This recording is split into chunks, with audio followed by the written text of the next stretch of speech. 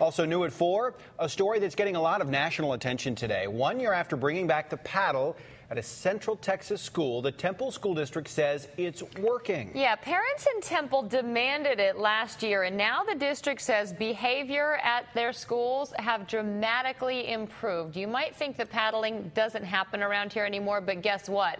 It does in the Alvin School District. Eyewitness News reporter Sonia Azad is live at Manvel High School with a closer look at the district's corporal punishment policy and some who are against it. Sonia? Yeah, Alona, corporal punishment is a polarizing issue, and it's one that was revived here in Alvin ISD back in 2008. It's a throwback technique used to set kids straight, and it's being used in Alvin ISD. District policy states corporal punishment may be used as a discipline management technique limited to spanking and paddling. Parents must sign off on the policy at the beginning of each school year. On a form, they can check either yes or no. We send home that policy, and some parents do check yes, but we, again, don't use it here. The school district refused to let us speak with a principal who uses the policy. But Manvel principal Daryl Alexander says some parents request students be paddled if necessary. 5 to 10 times a year, a parent may request or want us to do it. I think that's because they revert back to when they were in school, when it was more common. Gary Wiltz is one of those parents. I think corporal punishment probably what we need to go back to because it worked for us. According to Alvin ISD, with parental permission, an unruly student may be taken to an administrator's office and in private receive 3 swats to the bottom. A second administrator is on hand as a witness. I call it legalized child abuse, which I think it is. We're leaving bruises on kids' buttocks. Jimmy Dunn heads POPs, people opposed to paddling students. His group is calling for Texas to abolish its corporal punishment policies in schools.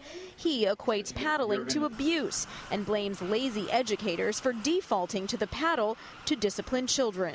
It's wrong to hit a child with a board. And if it happened any other place beside the school, these people would be arrested for criminal assault of a child. But now, most of these techniques are used in high schools rather than in elementary schools. But here in Alvin ISD, the policy will be reviewed by the end of this school year, and then it'll really be up to the school board to decide whether to keep this policy or toss it out.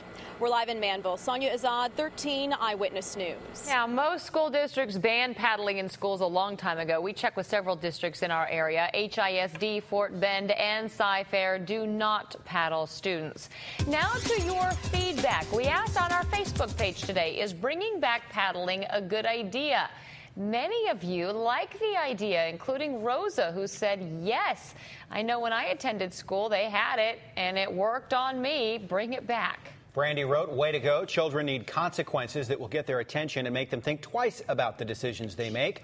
All schools should go back to it. Julie agrees. Yes, yes, yes, she says. How difficult it is to be a teacher now and have your hands tied because you cannot discipline a child.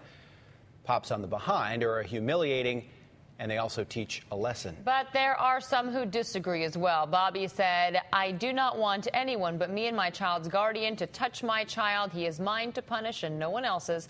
Tanya wrote in part, my kids are in AISD and I hate that policy. They are not allowed to touch my children. God help them if they ever do.